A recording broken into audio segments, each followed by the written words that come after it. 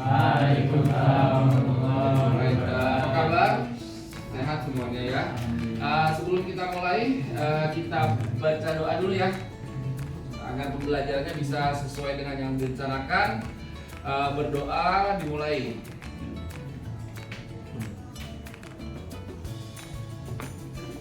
Oke, berdoa selesai. Baik, berarti ini cuma Ridho yang nggak hadir. Ya, satu lagi, ada lagi. Mas Muhammad kan karena dari kemarin ya belum datang ya. Yang kemarin hadir, Ridho yang nggak hadir. Nah, sekarang kita akan membahas hari ini mekanisme pembentukan urin. Oke, kita bagi menjadi 3 kelompok untuk review. Ada satu permainan supaya kalian nanti bisa mengingat kembali apa yang sudah kita pelajari kemarin. Jadi, kalian bisa lihat. Jadi di sini ada kata-kata atau clue-clue yang tertulis di warna kuning dan warna biru. Di mana warna kuning dan biru itu mereka saling melengkapi. Gitu. Nah, tugas kalian ini race. Jadi dalam waktu 5 menit kalian masing-masing kelompok mencocokkan mana yang memang sesuai. Kemudian kalau kalian sudah menemukan istilahnya, oh ini cocok sama ini, langsung perwakilan dari kalian bawa ke sini. Yang menang adalah yang paling banyak dan benar. Yuk kita mulai dari sekarang. Silakan, yuk.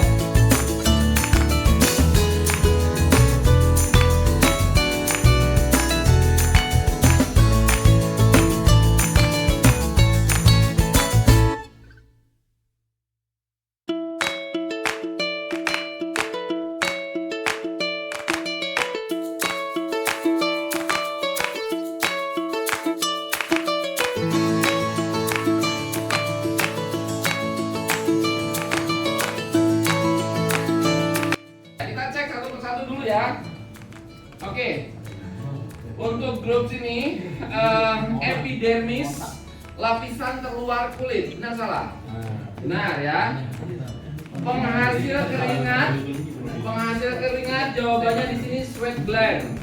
Nah, bagian dari ginjal ada korteks medula pelvis. Nah, sekresi hormon enzim. Nah, tempat pertukaran gas alveolus, glomerulus filtrasi darah, unit fungsional ginjal, nefron. Gimana? Ada yang masih tidak paham belum terkait dengan struktur dari organ ekskresi? Nah, sekarang kita akan lihat. Ketika kalian sudah belajar itu, kita akan lihat mekanismenya pembentukan urin seperti apa. Coba kalian lihat di sini. Ketika kalian berbicara tentang urin, pertanyaan ini kadang-kadang suka muncul. Kapan kalian merasa ingin buang air kecil? Biasanya kapan? Biasanya pas kondisi setelah apa? Dingin, habis tidur. Ya, minum banyak. Oke, itu kondisinya. Kemudian yang kedua, pernah nggak kamu merasa tidak nyaman ketika buang air kecil?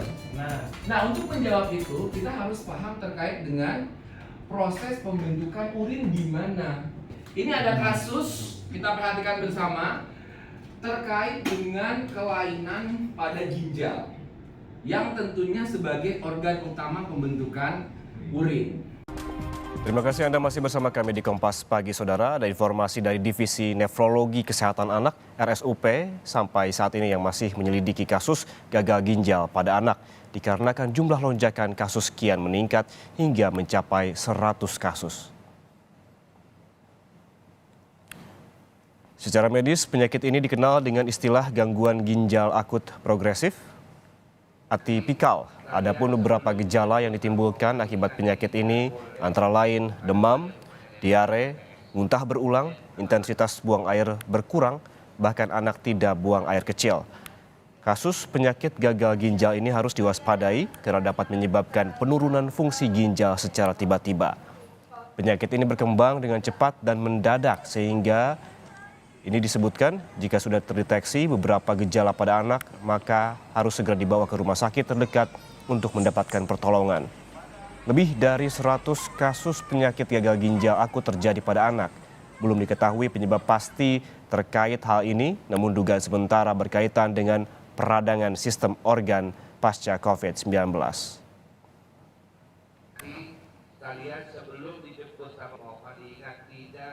Indonesia sedang mengalami lonjakan kasus gagal ginjal pada anak dalam 2 bulan terakhir ini. Ikatan Dokter Anak Indonesia melaporkan sudah lebih dari 100 anak mengalami gagal ginjal akut secara tiba-tiba. Dan hal ini belum diketahui penyebab pastinya. Dugaan sementara, hal ini berkaitan dengan peradangan sistem organ pasca COVID-19 atau yang kita kenal sebagai MISC, yaitu Multisystem Inflammatory Syndrome in Children. Oke, kita lihat ya. Ini adalah kasus terkait dengan gagal ginjal. Kalau dari video ini, kondisinya seperti apa yang kalian bisa pahami? Pandemi COVID-19. Karena pandemi COVID-19, apa yang terjadi? Nah, apa tadi? Peradangan. Peradangan itu apa? Luka. Adanya luka bisa jadi ya, atau adanya satu satu sistem atau mekanisme yang ketika misalnya ada hal-hal yang mengganggu suatu sistem itu, nanti salah satu efeknya adalah meradang atau adanya peradangan. Misalnya ada bagian tubuh kalian terinfeksi bakteri, itu biasanya nanti akan membengkak ya. Nah, itu kondisinya disebut dengan peradangan. Dan kebayang kalau misalnya yang meradang itu adalah bagian organ ginjal, pasti ada hubungannya nggak dengan pembentukan urinnya nanti? Ada hubungannya, walaupun tidak ada, tapi proses pengeluaran bisa terhambat. Oke, nah sekarang untuk kegiatan selanjutnya, saya akan kasih waktu sebentar saja, 20 menit ya, untuk kalian diskusikan. Di sini ada lembaran yang memuat 2 pertanyaan. Pertanyaan yang pertama adalah tentunya kalian harus paham apa ini pembentukan urin. Yang kedua adalah kalian coba analisis kira-kira pola hidup apa yang bisa menunjang agar ginjal kalian tetap sehat. Paham? Paham ya? Nanti akan bagikan, kemudian nanti kita akan kumpulkan RKPD-nya bersama dengan RKPD yang selanjutnya. Oke, untuk mempersingkat waktu, silakan kalian menuju ke kelompok yang kemarin saja, ya, yang sudah kita bagi karena kan sudah file-nya sudah dapat, ya. Jadi kalian bisa langsung berdiskusi.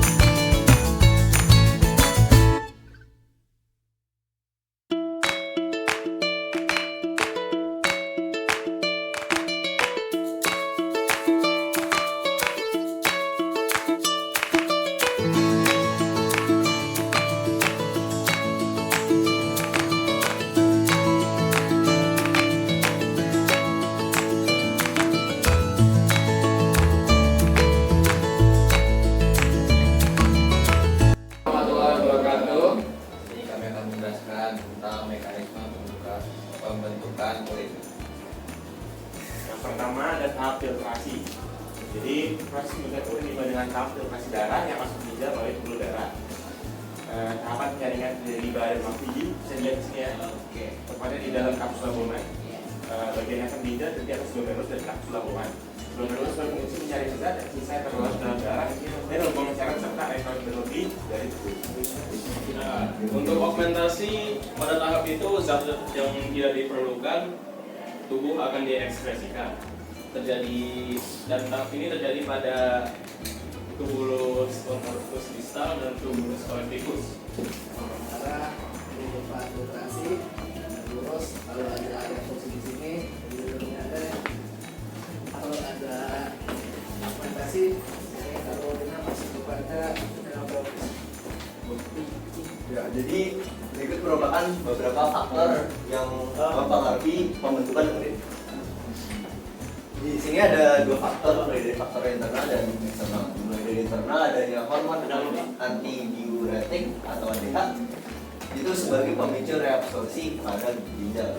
Lalu ada juga hormon insulin sebagai pembantu mengontrol kadar gula darah. Ini ya. Jadi pada tahap filtrasi ini darah yang masuk lewat glomerulus ini yang kedua itu diserap oleh momen di kanan. Nah kemudian dari sini tuh zat-zat itu ternyata walaupun diserap bilang tidak tetap masih ada yang dipakai oleh tubuh gitu. Tapi pertanyaannya penting sekali. Kenapa ketika dehidrasi air filtratnya itu pekat ya? Tadi jawabannya sudah benar dari Gibran, karena memang tidak banyak air yang masuk. Ya ibaratnya solidnya lebih banyak daripada solventnya gitu ya. Jadi dia lebih pekat. Jadi ini adalah bagian nefron. Walaupun di sini kelihatannya besar, tapi aslinya kecil sekali. Dan bentuknya nggak selalu seperti ini. 3 tahap filtrasi. Di sini difilter semuanya, hasilnya urin primer. Oke ya. Jadi filtrasi di glomerulus, hasil urin primer. Kemudian lihat panahnya. Wah, ini kan pembuluh darah. Kemudian ini kan saluran glomerulus. Glukosa dibutuhkan nggak? Oh, dibutuhkan nih. Amino asid dibutuhkan juga, natrium dibutuhkan, air juga masih ada yang dibutuhkan. Jadi diserap kembali. Ini namanya prosesnya reabsorpsi, terjadi di sepanjang lengkung Henle. Faktor-faktornya tadi udah ya, jumlah air yang diminum jelas, semakin banyak minum air, semakin banyak yang akan dikeluarkan. Kemudian syaraf, jelas tadi ya, mempengaruhi sistem saraf. Jadi efek-efek yang tadi respon-respon yang disampaikan. Hormon ADH tadi, kadar garam jelas, ya, kadar garam sangat mempengaruhi, larutannya akan menjadi sangat pekat. Penyakit diabetes mellitus dan juga cuaca. Kita coba satu untuk evaluasinya, langsung saja kita masuk ke quizzes biar kalian bisa langsung kerjakan.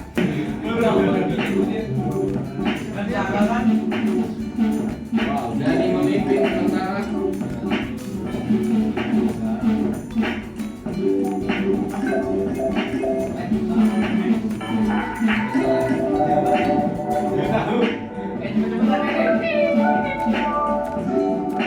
Dani kecil.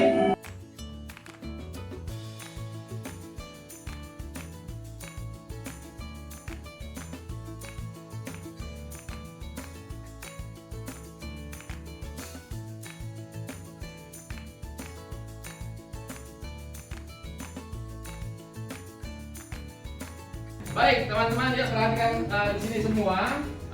Untuk terakhir sebagai penutup, kita bisa simpulkan bahwa kita sudah mempelajari di sistem ekskresi adalah organ yang berperan terhadap sistem ekskresi, kemudian hubungannya dengan fungsi-fungsinya, kemudian yang ketiga adalah pembentukan urin dan faktor yang mempengaruhi pembentukan urin.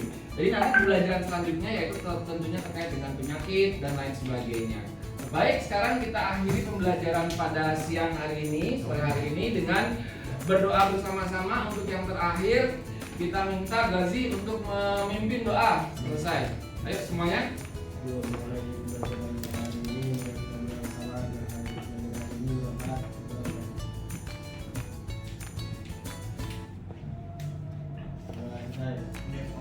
Baik. Terima kasih. Assalamualaikum warahmatullahi wabarakatuh.